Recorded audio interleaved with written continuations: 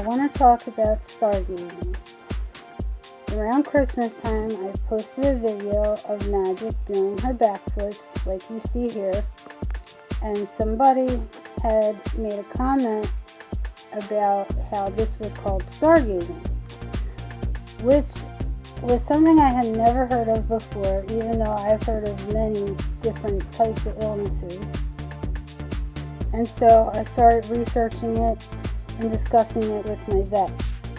So let's talk about what stargazing is and whether or not my dwarf hamster Magic has it.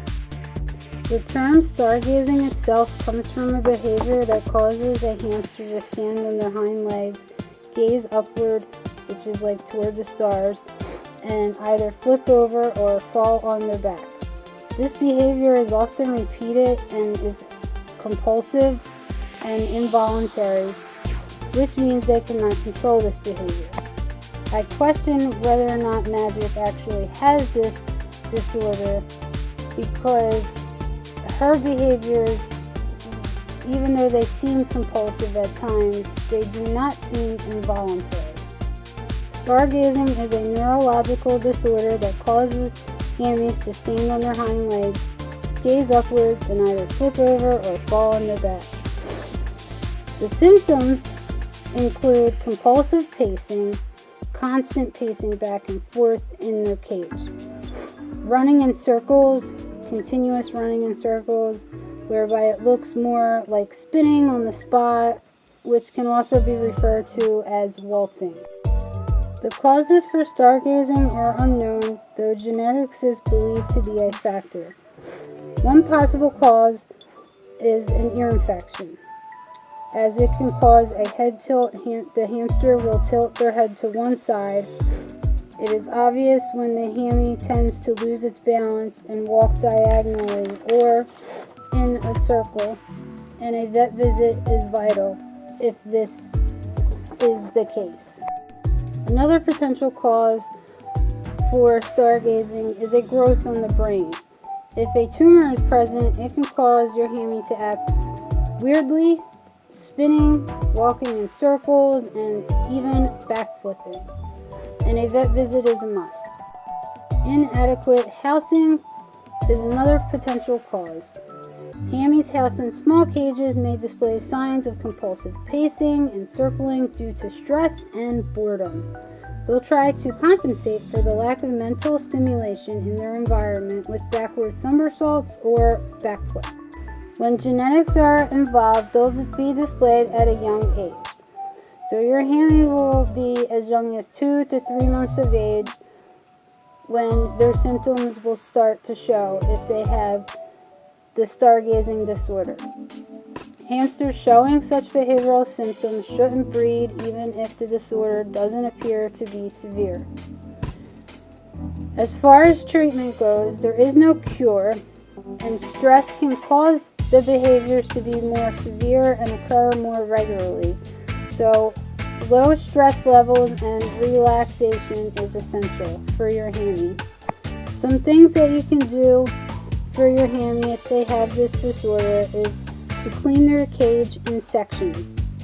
When you clean your cage in sections, it will allow your hammy to be a little bit more comfortable with cleaning day, as they won't be bombshells with the whole cage being completely cleaned and possibly different. If you clean it in sections, you could do it in quarters, or you could do it in halves. Or if you must clean the entire cage, you could take a handful or two of their old bedding and sprinkle it in with their new bedding, just so that they can still have some more familiar smells. It is essential to keep the layout of their cage consistent, as it will reduce their stress. One-level cages are recommended because they will not allow for your hamster to potentially fall off of a level or anything of the sort. Providing your hammy with a variety of toys is very important. Also, provide them with a variety of activity. It is also essential to locate your hammy's cage in area that has minimum activity and noise. Keep your hammies separate from others, which means house them alone, which I would recommend whether or not they have stargazing disorder anyway. Now let's talk about Magic. Does our dwarf hamster Magic have stargazing disorder? There are many things that she does that would lead me to believe that she does have the disorder, but there are many reasons why I believe that her backflipping has nothing to do with this disorder. See, stargazers cannot control their behaviors. Their behaviors are involuntary, and I've watched Magic very closely, and as far as I can tell, she can control it, and sometimes it is definitely very obvious that her behaviors are compulsive and repetitive, but I definitely believe that she can control it, and I will tell you why. But first, I want to tell you that if you watch this video closely, you'll be able to see some of my points for why I do not believe she has this disorder. Okay, first, yes, Magic does tend to stand on her hind legs, look up and gaze at the stars, as they say, and then do her back flipping. And most of the time, she will do this compulsively. However, I have noticed that she only does this when she is excited, and it is usually time for her to come out when she does this. Now, if I am not watching her, and I know this sounds strange because how do you know if you're not watching her, but I, have made it look like I am not watching her when I actually am watching her. And when I am not watching her, she tends to not do this behavior. She tends to only do this behavior to grab my attention, to let me know, hello, I'm here, it's time to take me out. I want to come out and play and run and run and run. So, as soon as I put my hands on her lid, she will actually stop.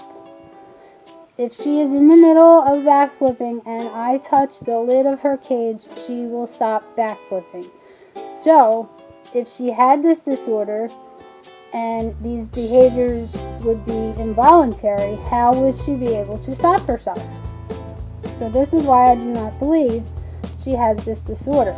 Also, being that these behaviors are involuntary, they would happen at any given moment. They could occur at any time. And she seems to only do them in the same positions, and also they only occur in her cage. She don't backflip in the playpen. She does not attempt to backflip in her ball. She doesn't, go flipping out of my hands. So this again is another reason why I do not believe she has this disorder. When Magic is in her cage, she tends to go to the same spots. She will, do the dance up against the glass, get it, as she's getting excited. Then she will look up and then she will backflip. And most of the time, yes, she will do it compulsively and she'll come back over 5 more times and do it before she will stop. Unless, like I said, I put my hands on her lid and let her know, okay, you're about to come out, and then she will start to calm down and she will come out and play, and the backflipping will be over with for the time being. Well, I've also noticed though, when she goes to the spot to the cage, sometimes she will climb up on her little house, her little Heidi, as you see right now, and she will stop. She will stop herself. She might look up and look as if she's about to backflip while she is standing on top of that Heidi, but she will not do so. She always tends to make sure that she is on, the bedding. Like, she will not do it off of any of the Heidi's. She doesn't do it well, she doesn't tend to do it when things are behind her. And she seems to be very careful about where she does it. The other thing is, if you notice when she was in the playpen with the snow bedding, she did look up. She did stop at the bars of the playpen a couple of times and looked straight up, as if she was gazing at the stars, but she did not backflip. See, if she had stargazing disorder, I believe that she would be doing the backflipping, everywhere. Because they say these behaviors are involuntary, which means they cannot control it, which means they cannot control where it happens. But magic seems to be able to control it. Regardless, though, of, whether or not I believe she has this disorder, I do definitely believe that she needs extra stimulation. And so I do my best to provide her with extra stimulation. I take her out into the playpen more often. I provide her with new toys. I do tend to clean her cage all at once, but she doesn't really seem to be bothered by that. She actually, I think, likes that, because then she can redo all her burrows, and that gives her something else to do. And she likes to have more things to do.